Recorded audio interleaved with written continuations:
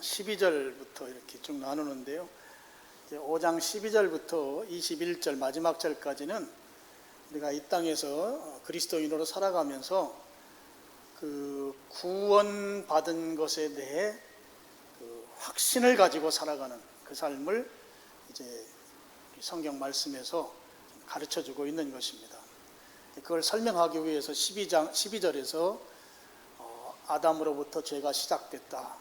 그래서 죄가 세상에 들어왔는데 그냥 그게 아담의 죄로 끝난 게 아니고 그 죄가 모든 사람들에게 전가되었다는 거죠. 12절에 나오는 대로 모든 사람이 아담 때문에 죄를 지었다 하는 거예요.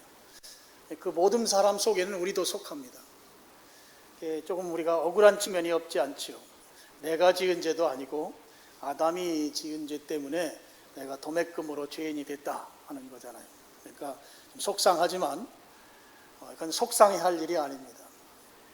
아담이 죄하고 대표자로서 우리 모든 인류의 대표자격인 아담이 죄하고 계약서 잘못 쓰는 바람에 우리가 죄의 나라에서 죄 속에 살 수밖에 없는 존재가 됐다. 우리가 부모님을 바꿀 수 없듯이 우리가 아담을 바꿀 수 없다 하는 거 말씀을 드렸습니다. 자, 이 죄가 이제 오늘 우리에게로 전가됐습니다. 우리에게로 이 죄가 이어져서 내려오는데 오늘 이제 13절과 14절을 보면 중요한 한 가지 문제를 제기해요.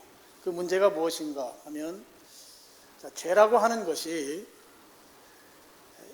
법이 있을 때 그 법이 있을 때 그것이 죄인지 아닌지를 법이 구분할 수 있다고 하는 문제입니다. 율법이 주어지기 전, 법이 주어지기 전에 죄가 율법이 있을 때에만, 법이 있을 때만 죄로 규정되는데 그런데 그때의 죄는 그럼 어떻게 할 것이냐 하는 문제가 제기된 것이죠.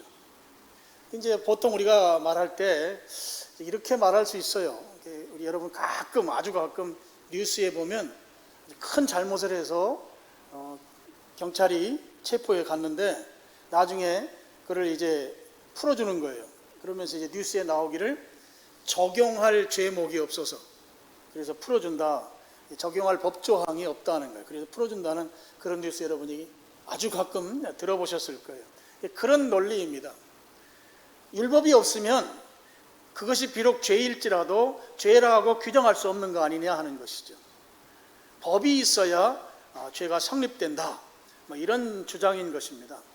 그래서 아담 시대부터 율법이 주어진 시대가 모세 시대입니다. 그러니까 아담부터 모세 시대까지는 법이 없는 시대인데 그때에 지은 죄가 비록 죄라고 할지라도 죄로 규정할 수 있느냐 이런 중요한 문제 제기를 하는 것이죠. 그것에 대해서 성경이 이제 말씀하는 거예요. 13절 죄가 율법 있기 전에도 세상에 있었다 하는 것이죠. 그러니까 율법이 있기 전이란 말은 모세 시대 이전까지를 말하는 거예요. 아담부터 모세 때까지도 그땐 율법이 없었지만 그때도 죄가 있었다 하는 것입니다. 그래서 사람들이 죄를 짓고 살았다고 하는 것이죠. 그러면서 이제 13절 하반절을 보면 율법이 없었을 때에는 죄를 죄로 여기지 아니하였느니라 그랬습니다. 죄를 죄로 여기지 않았다. 우리 성경이 이렇게 써놔가지고 그러면 이거 죄가 아니지 않느냐 이렇게 우리가 성경을 해석할 수 있는데요. 그런 차원이 아니고요. 우선 이제 죄가 없었다는 것은 아닙니다.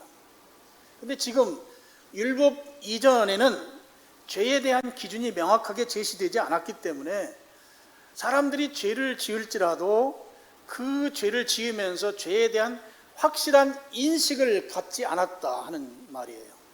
죄를 짓지만 법이 없기 때문에 확실하게 죄라고 스스로가 인식하지 않았다는 표현을 지금 13절 하반절에는 율법이 없을 때에는 죄를 죄로 여기지 아니하였다 이렇게 표현한 것입니다. 그럼 이제 죄를 죄로 확실히 여기게 된 때는 언젠가 하면 모세가 하나님으로부터 율법을 받은 이후부터가 되겠죠. 그때부터는 구체적으로 무엇이 죄인지를 이제 알게 된 것입니다. 그런데 문제가 있습니다. 문제는 모세 시대에 율법을 우리가 받았는데 율법을 딱 받고 보니까 율법을 이게 지킬 수 없다고 하는 사실을 우리가 깨닫게 된 것이에요. 로마서 3장 20절 말씀을 우리 스크린에 보시고 한번 같이 읽어보겠습니다. 시작.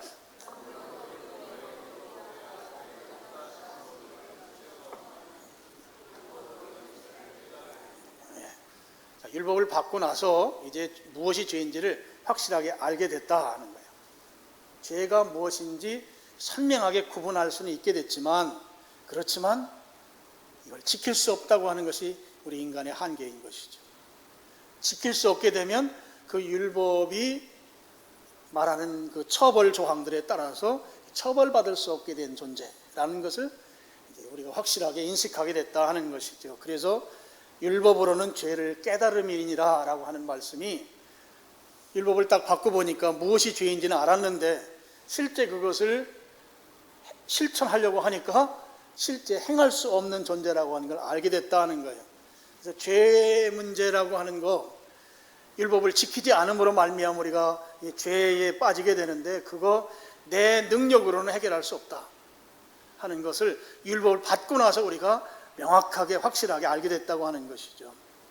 그래서 이 13절 말씀을 정리하면 이렇게 됩니다. 자, 아담 이후에 모세 시대까지 율법을 받진 않았지만 죄가 없었던 때는 없다 하는 것이죠. 율법이 주어지지 않았을지라도 죄를 지었을 때에 하나님께서 그냥 두셨느냐? 아니다 하는 거예요. 하나님이 그들을 심판하셨습니다. 우리가 성경을 보면 아는 대로 노아 홍수 심판이 아주 대표적인 것이죠. 죄가 지상에 관영하다 가득했기 때문에 이제 홍수로, 물로 심판하는 내용이죠.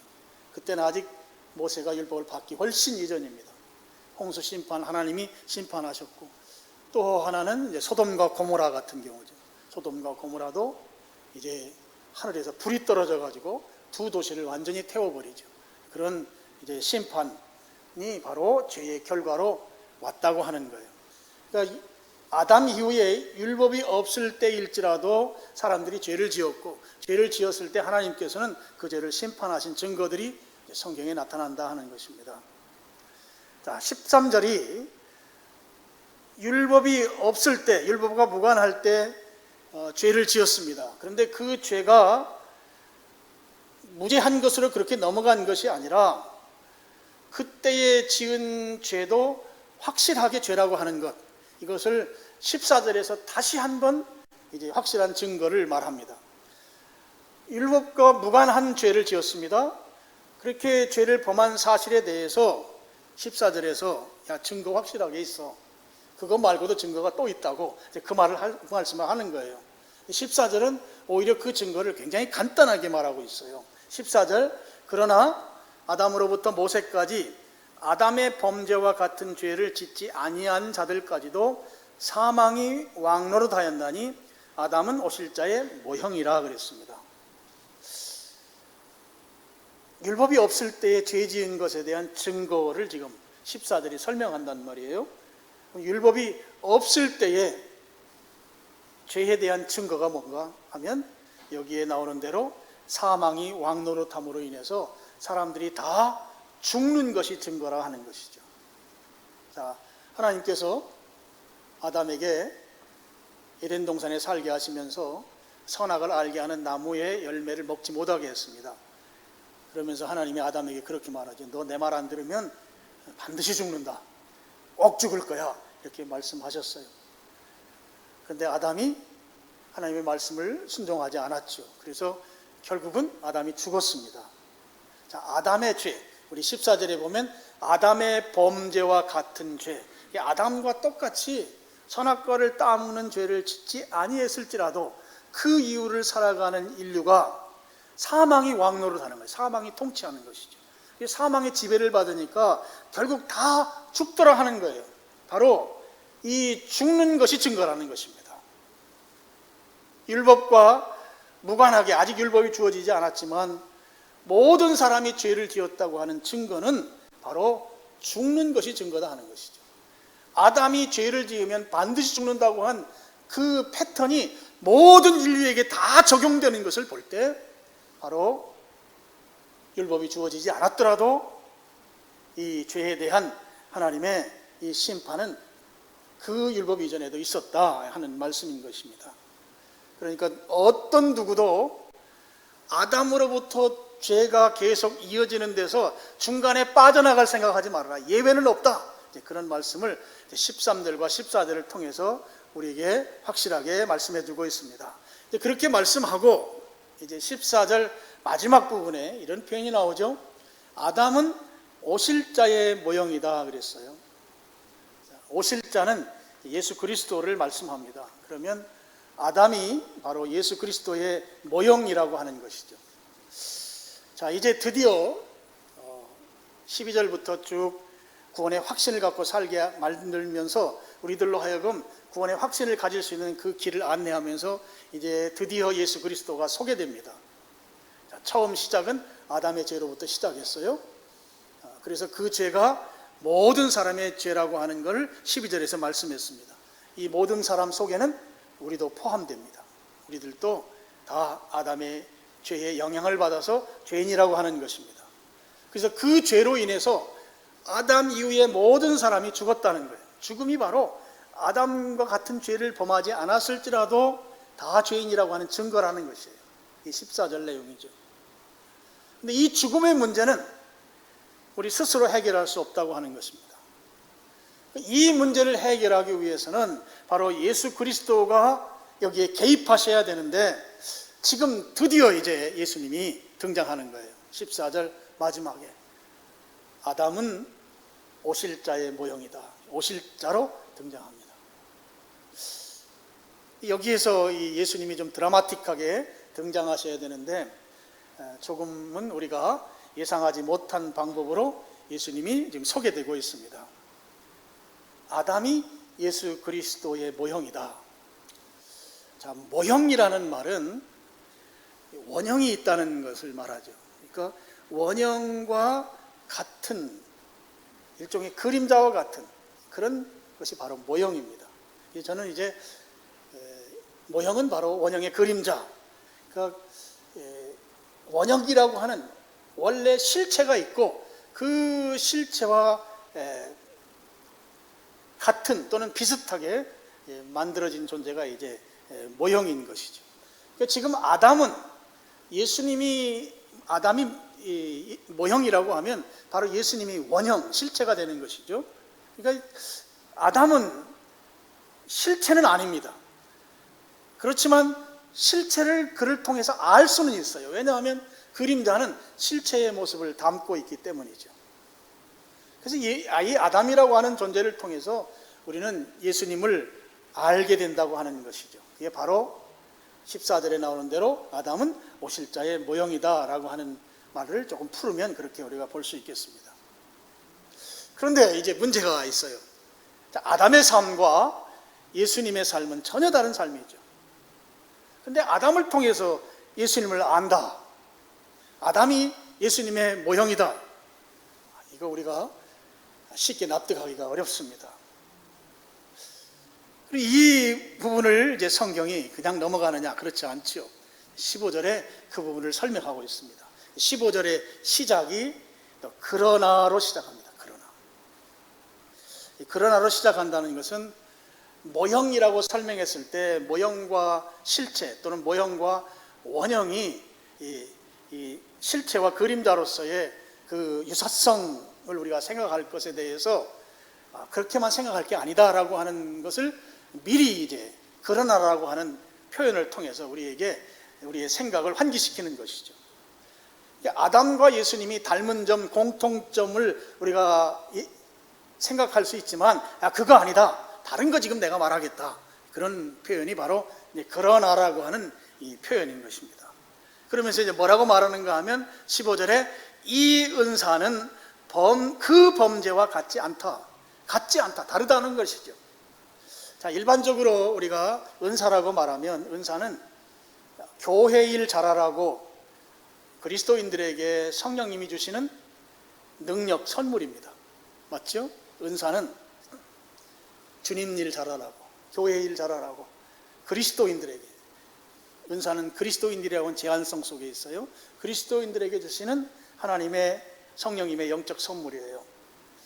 근데 여기에서 말하는 은사는 이제 그런 차원이기보다는 예수 그리스도를 통해서 주시는 구원의 은혜를 말합니다. 지금 구원의 확신을 갖도록 지금 우리들에게 그 확신감을 주기 위해서 주신 말씀이기 때문에 여기에서 말씀하는 은사는 예수 그리스도를 통해서 우리에게 주시는 구원의 은혜라고 하는 것이죠. 자, 그 은혜와 비교되는 것이 그 범죄예요. 그냥 범죄가 아니고 그 범죄입니다. 그 범죄. 그 범죄는 바로 아담의 선악과 범죄라고 볼 수 있어요. 자, 예수 그리스도를 통한 구원의 은혜, 그 은혜와 아담의 선악과를 따먹고 불순종한 죄는 전혀 같을 수가 없는 것이죠. 그래서 15절은 이 은사는 그 범죄와 같지 않다고 표현한 것입니다. 아담이 불순종으로 인해서 모든 인류에게 죄가 전가되었습니다. 그래서 우리는 다 죄인인 것입니다. 그런데 반면에 예수 그리스도의 십자가의 구속의 사역으로 말미암아 구원의 은혜를 주신 것, 이 둘은 결코 같을 수가 없는 것이죠. 자, 그러면 문제가 있어요. 그럼 왜 아담은 오실자의 모형이라는 말을 썼는가 하는 거예요. 왜 굳이 다른데 모형이라는 단어를 썼느냐. 이 부분이 이제 오늘 말씀의 키포인트입니다. 구원 문제를 지금 설명하고 있습니다. 근데 구원 문제를 설명함에 있어서 아담과 예수님은 서로 떼어놓고는 서로 생각할 수 없는 관계라는 것이에요. 그런 차원에서 모형입니다. 아담과 예수님은 구원 문제에 있어서만큼은 서로 떼어놓을 수가 없다고 하는 것입니다. 자, 아담과 그 후손들에게 있어서 모든 사람은 다 죄인이에요. 근데 이 죄 문제는 아담과 그 후손 스스로 해결할 수 없어요. 율법을 받아놓고 보니까 율법을 지킬 수 있는 그런 육체는 하나도 없다는 것이에요. 그걸 깨달았다는 것입니다. 그럼 모든 죄인이 이 죄를 해결하려고 하면 해결해 주실 분은 바로 예수 그리스도, 그분이 꼭 필요하다는 것이죠. 그래서 구원 문제에 있어서 아담의 죄, 모든 인류가 안고 있는 이 죄는 바로 예수님의 구원의 은혜, 예수님의 우리의 구원자로서 꼭 필요한 이 관계, 이건 결코 떼어놓을 수가 없다고 하는 차원에서 모형이라는 표현을 써서 우리의 죄는 아담으로 말미암은 것이고 그 죄가 예수 그리스도의 구원의 은혜로 말미암아 해결될 수 있다고 하는 이 진리를 아담은 오실 자의 모형이라는 표현을 써서 우리에게 설명해 주고 있다고 하는 것입니다. 자, 이걸 조금 더 이해하기 쉽도록 제가 설명을 드리겠습니다. 여러분, 조금 괜찮은 음식점에 가면, 음식점 입구에 가면 그 음식점에서 파는 메뉴를 모형으로 만들어서 전시해 놨어요. 보셨나요? 못 보신 분이 한 3분 정도 계신데, 이번 설 때 가족들하고 꼭 한번 모형을 한번 보실 수 있는 식당에 가셔서 식사하시기 바랍니다. 자, 그런 식당에 보면 음식이 아주 모형이 음식과 똑같이 만들어 놨어요. 얼마나 요즘은 기술이 좋은지 착각할 수 있을 만큼 그렇게 아주 똑같이 만드는 시대가 됐습니다. 근데 이 모형 먹을 수 있나요? 없나요? 먹을 수 있어요? 가끔가다 졸다가 먹을 수 있어요 그러는 분들이 계시는데 먹을 수 없어요. 그러면 이 모형이 하는 역할은, 자, 이 음식점에서 이러이러한 음식을 판다, 그리고 이렇게 생겼다 하는 것을 알려주는 역할을 하죠. 그래서 나는 이제 그 식당에 들어가서 실제 음식을 주문해서 먹습니다. 그거 보고. 그래서 이 모형은 먹을 수 없어요. 그렇지만 안내해 주는 것이죠. 무엇을 먹을 수 있는지. 그럼 내가 실제 먹는 것은 이제 실체를 먹는 거예요. 안에 들어가서 음식을 주문해서 실제 먹을 수 있는 음식을 먹는 것, 이게 원형이에요. 실체란 말이에요. 그래서 이 모형이 갖는 것은 이 음식점에서 이러이러한 음식을 판다고 하는 것을 안내하는 역할을 하죠. 근데 모형만 보면 배불러요? 배 안 불러요? 배 안 불러요. 오히려 침만 삼키게 되잖아요. 근데 우리가 배 부르려면 반드시 식당 안에 들어가서 음식을 주문해서 그 음식을 사서 먹어야 합니다. 바로 아담이 오실자의 모형이라고 한 이 성경의 설명은 바로 이것과 같아요. 아담을 통해서 우리는 반드시 예수님께로 가서 실체를 경험해야 한다는 거예요. 저희 아담은 모형일 뿐이고 실체인 원형인 예수 그리스도께로 갈 수 있도록 안내해 주는 역할이 누군가이면 바로 이 아담이라는 것입니다. 그래서 아담을 오실자의 모형이다, 이렇게 예수님과 아담의 관계를 오실자의 모형이라고 하는 이 관계성으로 성경이 설명한 것이다 하는 것입니다. 여러분 이해되셨나요? 예, 그렇게 여러분이 이해하시면 되겠습니다. 자, 이제 말씀을 이제 15절 마지막 부분을 좀 잠깐 더 보겠습니다. 15절 하반절입니다. 곧 한 사람의 범죄를 인하여 많은 사람이 죽었은즉 더욱 하나님의 은혜와 또한 한 사람 예수 그리스도의 은혜로 말미암은 선물은 많은 사람에게 넘쳤느니라 그랬습니다. 자, 한 사람은 바로 아담이죠. 아담의 범죄로 인해서 많은 사람의 사망에 이르게 됐다. 그렇지만 한 사람, 바로 예수 그리스도의 대속의 은혜로 많은 사람이 구원받게 됐다. 바로 사망의 자리, 아담의 자리에 있던 이 모형과 같은 자리에서 실체의 자리로 갔을 때 구원받게 된다. 그 예수님에게로 가야만 한다고 하는 설명이 15절 하반절입니다. 15절 하반절에 하나님의 은혜라는 표현이 나오고 예수 그리스도의 은혜라는 말이 나오고 또 선물이라는 말이 나오는데 이게 전부 다 같은 의미를 담고 있는 하나님 구원의 은혜를 설명하는 표현이죠. 근데 여기에서 중요한 표현이 있어요. 더욱이라는 말이 있습니다. 더욱. 아담 이야기 설명하고 죽는다는 이야기 설명한 후에 더욱이라는 말하고 그 다음에 끄트머리에 넘쳤느니라는 말이 나옵니다. 앞에 아담으로 말미암아 많은 사람이 사망에 이르렀다 이렇게 말해놓고 더욱이라는 표현을 하고 예수 그리스도의 은혜로 구원의 선물을 받는다고 하는 것이 넘쳤다 이렇게 15절이 설명을 하고 있는데요. 이건 어떤 의미가 있는가 하면, 자, 예수님을 통해서 구원받는 이 은혜가 아담에 의해서 아담으로 말미암은 이 죄의 문제를 능히 이기고도 남는다고 하는 그런 뜻이 있어요. 아담으로 인해서 죄짓고 지옥 가게 하는 것을 능히 이겨낼 수 있는 그보다 훨씬 더 큰 능력이 바로 우리 주님의 은혜다라는 것이죠. 이것은 빛과 어둠의 관계로 설명할 수가 있어요. 우리 주님은 빛입니다. 이 죄는 어둠이죠. 아무리 어두울지라도 빛이 있으면 어둠은 그 자리에서 정말 힘을 못 쓰고 다 달아나게 되어 있어요. 사라지게 되어 있어요. 아무리 깜깜할지라도 빛이 오면 어둠은 사라지게 되어 있는 것입니다. 죄가 아무리 크고 강력할지라도 예수 그리스도의 구원의 능력 앞에서는 아무런 힘도 발휘하지 못한다는 것이에요. 바로 그것이 더욱 그리고 설명하고 넘쳤다 이런 표현인 것입니다.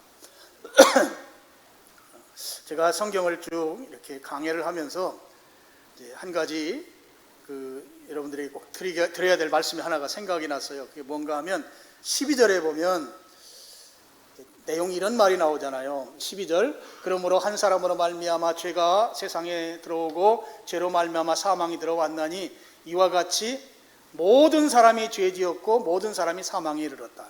모든 사람으로 나오는데요. 15절에는 여러분 보시면 곧 한 사람의 범죄로 인하여 많은 사람이 죽었은즉 이렇게 나오고 마지막에 가서 많은 사람에게 넘쳤다. 12절은 모든 사람으로 나오는데 15절은 많은 사람으로 나와요. 모든이란 말은 전체를 가리키는 말입니다. 그러니까 모든 사람이 죄범했다고 하면 여기에는 한 사람도 예외자가 없다는 말이죠. 그런데 15절에서는 많은 사람으로 나오니까 많은이라는 표현은 일부 예외가 있다고 우리가 생각할 수 있게 만드는 그런 표현이에요. 그래서 이걸 제가 정말 자료를 많이 찾아봤어요. 근데 그 결론은 헬라어의 문법 사항이에요. 헬라어 문법에서는 이게 많은이라는 말하고 모든이라는 말은 우리 말에서는 다르지만 헬란말에서는 의미상 차이가 없다는 사실이에요. 그래서 여기에서 우리 성경에 많은 또 모든 같이 다 모든이라고 하는 말에 포함시켜도 문제가 전혀 없다 하는 것입니다. 그래서 많은이기 때문에 일부는 뭐 예외자가 있는 거 아니냐고 하는 그 생각을 하시면 안 되는 거죠.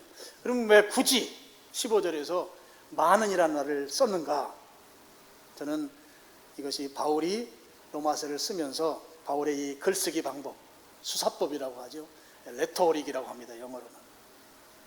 왜 많은인가? 뒤에 예수님의 은혜를 입는 사람은 모든이 아니에요. 세상에는 모든 사람이 다 예수님의 은혜에 적용되는 게 아닙니다. 예수님을 주와 그리스도로 고백한 자들에게만 적용이 되는 것이죠. 그래서 거기에는 제외되는 사람이 있다는 거예요.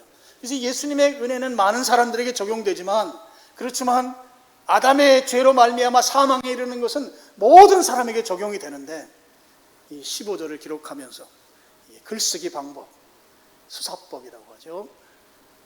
서로 호응시키는 거예요. 글을 이 글 쓸 때 그 호응시키는 방법으로 바울이 많은이라고 써도 모든과 이게 의미상 통하기 때문에 이제 많은이라고 썼고, 이 구원받는 자는 예수 그리스도의 그 크신 은혜의 능력 앞에 구원받지만 예외자도 있다고 하는 것을 우리들에게 가르쳐주는 그런 표현이다. 이렇게 여러분이 정리하시면 되겠습니다. 자, 말씀의 결론입니다.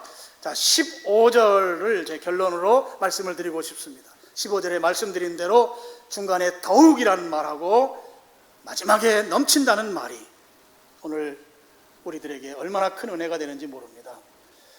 예수 그리스도를 믿는 자들은 어떤 죄를 범할지라도 예수 그리스도를 믿으면 그 죄를 능가하는, 그 죄를 능가해서 모두 구원하고도 남는 넉넉한 주님의 은혜가 우리에게 적용된다고 하는 이 사실을 여러분이 믿으시기를 축원합니다. 아무리 죄가 클지라도 그 죄를 용서 못할 주님의 은혜가 아니라는 것이에요. 그러니까 세상에 가장 큰 죄, 세상에서 이런 죄가 있을까라고 하는 그 죄를 범했을지라도 예수님은 다 해결할 수 있다고 하는 말씀인 거예요. 이것이 더욱 넘친다는 표현인 것입니다. 그래서 여기에서 나온 중요한 표현이 있습니다. 우리가 지옥에 왜 가요? 지옥 가는 것은 죄를 지었기 때문에 가는 게 아니에요. 지옥에 왜 갑니까? 예수님을 믿지 않기 때문에 가는 거예요. 믿으십니까? 아무리 큰 죄라도 예수님의 구원의 은혜가 용서 못할 죄는 없다 하는 거예요. 이게 15절에 더욱 하나님의 은혜와 또한 한 사람 예수 그리스도의 은혜로 말미암은 선물은 많은 사람에게 넘쳤느니라 라고 하는 말씀이 그런 뜻이란 말이죠. 주님의 구원의 은혜는 아무리 큰 죄를 범했을지라도 용서 못할 은혜가 아니다 하는 것입니다. 어떤 큰 죄라도 주님의 은혜는 다 용서할 수 있다. 그런 차원에서 우리가 지옥 가는 것은 죄를 지었기 때문에 지옥 가는 것이 아니고 예수님을 믿지 않기 때문에 지옥 가는 것이다. 할렐루야! 예수님을 믿을 때에만 모든 죄를 다 용서받을 수 있고 구원받게 된다 하는 것이죠. 그래서 여러분, 예수님을 믿어야 합니다. 예수님을 믿는데 두 가지 사항에서 믿어야 돼요. 하나는 구세주로 믿어야 돼요. 구세주. 구세주는 무슨 뜻인가 하면 나를 구원해 주실 분은 오직 한 분 예수 그리스도라고 믿는 것이에요. 다른 것으로는 안 된다고 믿는 것입니다. 다른 것, 석가모니로도 안 되고, 다른 것, 마음에 들어도 안 되고, 공자로도 안 되고, 무당으로도 안 되고, 오직 우리를 구원하실 분은 한 분 예수 그리스도, 이게 바로 구세주로 믿는 거예요. 우리 성경의 사도행전에 그리스도로 믿으라는 말도 동일한 말이에요. 구세주와 그리스도는 동일한 표현이죠. 그 다음에 또 한 가지 있어요. 주님으로 믿어야 돼요. 주님으로. 주님, 주님이면 대응 관계에 있는 것이 종이잖아요. 종. 주와 종. 주님으로 믿는다는 것은 내 인생의 주인이 예수님이시라고 내 인생의 주인공 자리를 예수님께 내드리는 삶을 사는 걸 말합니다. 이게 주님으로 믿는 거예요. 내 인생의 참 주인은 예수님이십니다 라고 인정하고 내 삶의 자리를 예수님께 내드리는 것이죠. 그래서 내 인생을 누가 주인으로 사는 거예요? 누가 살아요? 예수님이 사는 거예요. 예수님. 이게 바로 주님으로 믿는 것입니다. 내 삶의 주인의 자리는 예수님에게. 그래서 제가 종종 설명합니다. 우리 인생을 자동차로 비유했을 때 운전석을 내가 앉아서 운전해 가요. 내 인생의 자동차를 내가 운전해 간다고요. 그런데 예수님을 주님으로 믿는다는 것은 내 인생의 자동차의 핸들을 내가 운전할 게 아니고 예수님에게 내드리고 나는 옆좌석으로 물러앉는 것을 말해요. 이게 바로 예수님을 주님으로 믿는 것입니다. 예수님이 내 인생을 운전해 갈 수 있도록.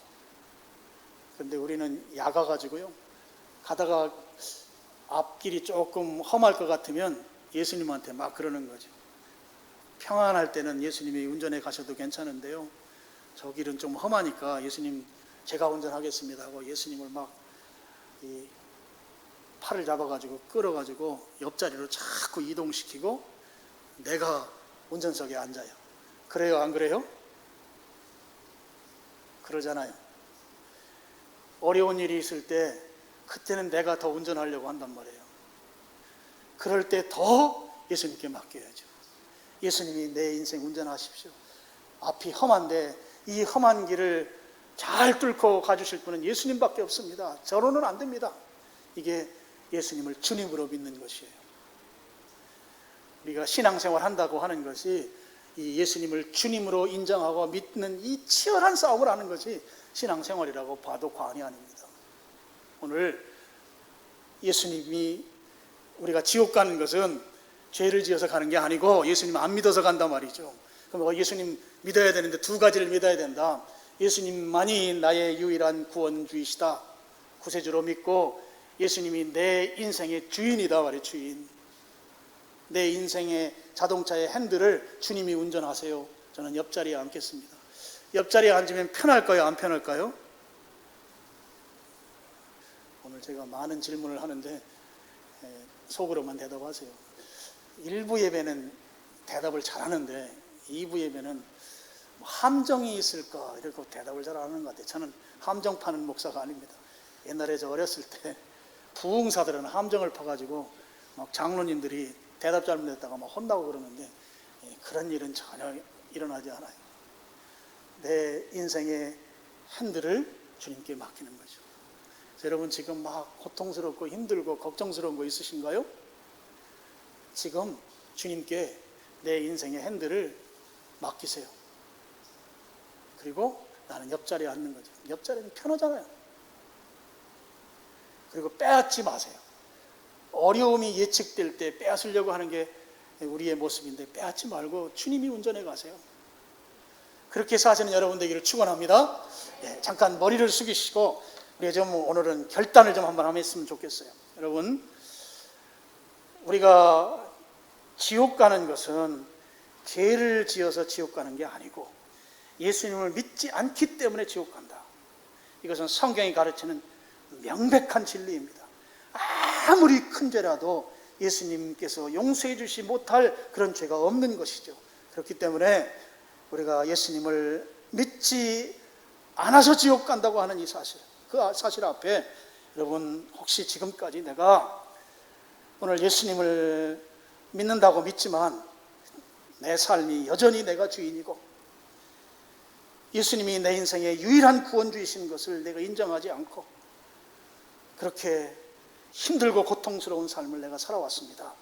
오늘 지금 이 시간에 예수님은 나를 구원할 유일한 구원의 주님이시고 다른 존재가 아무리 이 구원 문제에 미혹할지라도 예수님만이 나의 구원주이심을 믿습니다.